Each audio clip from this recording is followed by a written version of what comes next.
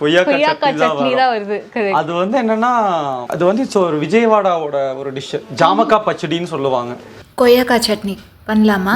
கடாயில் எண்ணெய் சேர்த்திக்கோங்க. எண்ணெய் சூடானதும் கடலைப்பருப்பு, உளுந்தம்பருப்பு, வரமிளகாய், பெரிய வெங்காயம் சேர்த்துட்டு நல்லா வதக்கி விட்டுறலாம். இதெல்லாம் கொஞ்சம் வதங்கினதும் கருவேப்பிலை, புளி, உப்பு சேர்த்துட்டு நல்லா வதக்கி விட்டுறலாம். கொய்யாக்காய் சட்னி பண்ணுறதுக்கு கொய்யாக்காயா எடுத்தா இன்னும் நல்லா இருக்கும். இப்போ கொய்யாக்காய் சேர்த்துட்டு நல்லா வதக்கி விட்டுட்டு நல்லா வதங்கினதுக்கு அப்புறமா மல்லி இலை சேர்த்துட்டு நல்லா வதக்கி விட்டுருங்க. எல்லாம் நல்லா வதங்கிடுச்சு. இப்போ மிக்ஸி ஜாருக்கு மாற்றிட்டு அரைச்சி எடுத்துடலாம். அவ்வளோதான், ரொம்ப டேஸ்டியான கொய்யாக்காய் சட்னி ரெடி.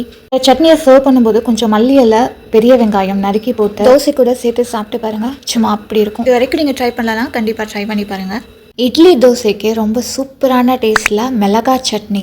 இந்த சட்னி கெட்டு போகாத 1 வாரம் வரையும் ஃப்ரிட்ஜில் ஸ்டோர் பண்ணிட்டு தோசை இட்லிக்கு வச்சு சாப்பிட்லாம். இந்த சட்னி வீட்டில் இருந்தால் தோசை லவர்ஸ் 3 வேளையும் தோசை தான் சாப்பிடுவாங்க. சட்னி பண்ணுறதுக்கு சின்ன வெங்காயம், கருவேப்பிலை சேர்த்துட்டு கொரகொரப்பாக அரைச்சி எடுத்து தனியாக வச்சுருங்க. அடுத்து வரமிளகாய், புளி, உப்பு சேர்த்துட்டு கொரகொரப்பாக அரைச்சி மறுபடியும் தண்ணி சேர்த்துட்டு ஸ்மூத்தாக அரைச்சி எடுத்துருங்க. கடாயில் நல்லெண்ணெய் சேர்த்துட்டு சூடானதும் கடுகு, உளுந்தம்பருப்பு, பெருங்காயம், அரைச்சி வச்ச ஆனியன் பேஸ்ட்டு, இடிச்ச பூண்டு சேர்த்துட்டு கலர் மாறுற வரையும் வதக்கி விடணும். நல்ல ஒரு கோல்டன் கலர் வந்ததும் நம்ம அரைச்சி வச்ச சில்லி பேஸ்ட்டை சேர்த்துட்டு நல்லா கலந்து விட்டுறலாம். பச்சை வாசம் போயிட்டு ரெட்டிஷ் கலர் வர வரைக்கும் நல்லா வதக்கி விடணும். சட்னி இந்த அளவுக்கு கலர் மாறி வரணும், அப்பதான் டேஸ்டா இருக்கும். அவ்வளோதான், ரொம்ப டேஸ்டியான சட்னி ரெடி. ரெசிபியை சேவ் பண்ணி வச்சுட்டு மறக்காம ட்ரை பண்ணி பாருங்க. விலாஸ் கறி போல ஃபாலோ பண்ணிக்கோங்க.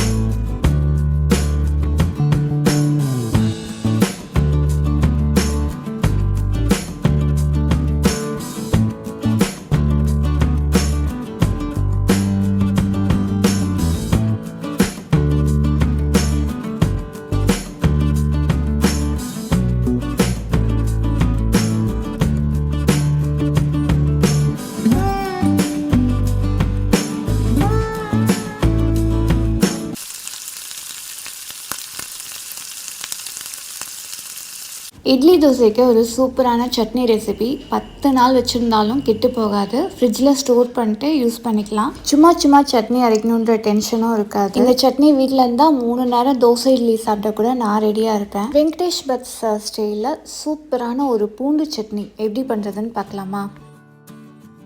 அடுப்பில் கடாய் வச்சுக்கலாம். கடாய் சூடானதும் நல்லெண்ணெய் சேர்த்துக்கலாம். நல்லெண்ணெய் சூடானதும் சின்ன வெங்காயம் சேர்த்துட்டு நல்லா வதக்கி விட்டுறலாம். வெங்காயம் அளவை விட பூண்டு கொஞ்சம் அதிகமாக சேர்த்துக்கணும். நான் ஒரு 10 வெங்காயம் 20 பூண்டு சேர்த்துட்டு நல்லா வதக்கி விட்டுக்கிறேன்.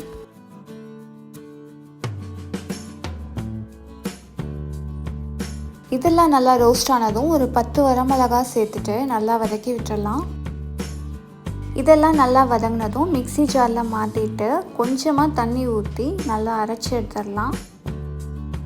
அடுப்பில் கடாய் வச்சுக்கோங்க. கடாய் சூடானதும் நல்லெண்ணெய் தான் சேர்த்துக்கணும். நல்லெண்ணெய் 3 டேபிள் ஸ்பூன் சேர்த்துட்டு கடுகு சேர்த்து நல்லா பொரிஞ்சதும் கருவேப்பிலை போட்டுக்கலாம். கருவேப்பிலை சேர்த்ததுக்கப்புறமா அரைச்சி வச்ச சட்னியை சேர்த்துட்டு நல்லா வதக்கி விட்டுறலாம். வரையும் நல்லா வறுத்து விட்டுட்டு இதில் 3 டேபிள் ஸ்பூன் நல்லா திக்கான புளி தண்ணி சேர்த்துக்கிறேன். புளி தண்ணி சேர்த்துட்டு நல்லா மிக்ஸ் பண்ணி விட்டுறலாம். சட்னிக்கு தேவையான அளவு உப்பு சேர்த்துட்டு நல்லா கலந்து விட்டுறலாம். சட்னியோட கலர் மாதிரி நல்லா எண்ணெய் பிரிஞ்சு வர வரைக்கும் இதை நல்லா வதக்கி விட்டுட்டே இருக்கணும். அப்போ தான் டேஸ்ட்டு நல்லாயிருக்கும்.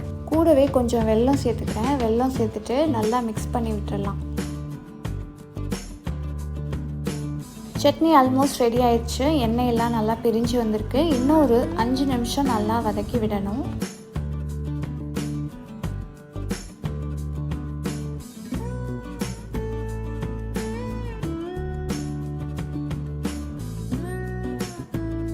சட்னியோட கன்சிஸ்டன்சி, கலர் எல்லாமே இதுதான். இந்த மாதிரி இருந்தால் தான் ரொம்ப நாளைக்கு கெட்டு போகாமல் இருக்கும். சட்னியில் நல்லெண்ணெய், புளி, வெல்லம் இதெல்லாம் இருக்கிறதுனால கெட்டு போக சான்ஸே கிடையாது. ஃபைனலி கொஞ்சமாக பெருங்காயத்தூள் சேர்த்துட்டு நல்லா வதக்கி விட்டுடலாம்.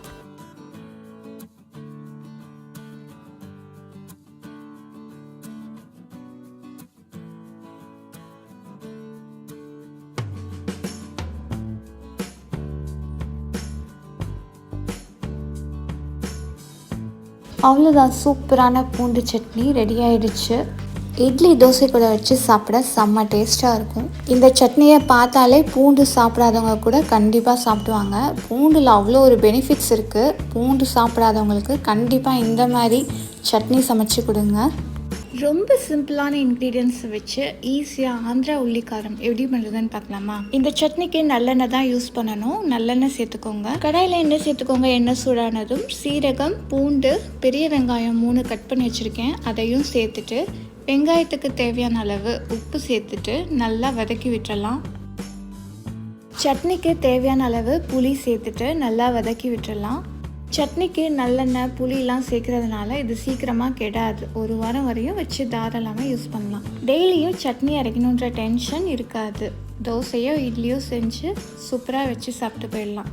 வெங்காயம் நல்லா லைட் ப்ரௌன் ஆகுற வரைக்கும் நல்லா வதக்கி விட்டுட்டே இருக்கணும். இதில் வரமிளகாய் சேர்க்க போகிறதில்ல. மிளகாத்தூள் 2 ஸ்பூன் சேர்த்துட்டு நல்லா வதக்கி விட்டுடலாம்.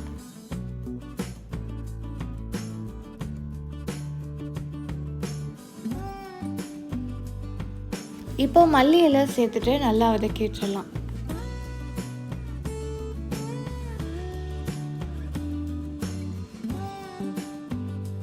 இதெல்லாம் நல்லா வதங்கின அப்புறம் மிக்ஸி ஜாரில் சேர்த்துட்டு தண்ணி ஊற்றாமல் கொரப்பாக அரைச்சி எடுக்கணும். இந்த சட்னி நைஸாக அரைக்கக்கூடாது, கொரப்பாக அரைச்சாதான் நல்லாயிருக்கும். இந்த மாதிரி அரைச்சி எடுத்துக்கணும். கடாயில் நல்லெண்ணெய் சேர்த்துக்கலாம். எண்ணெய் சூடானதும் கடுகு சேர்த்துக்கலாம்.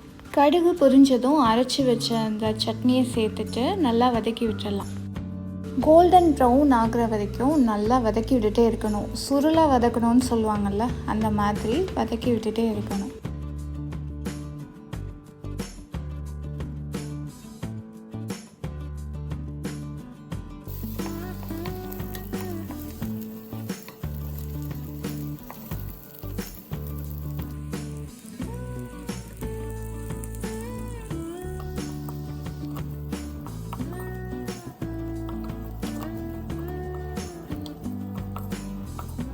சட்னி நல்லா வதங்கி கோல்டன் ப்ரௌன் கலர் ஆகிடுச்சு.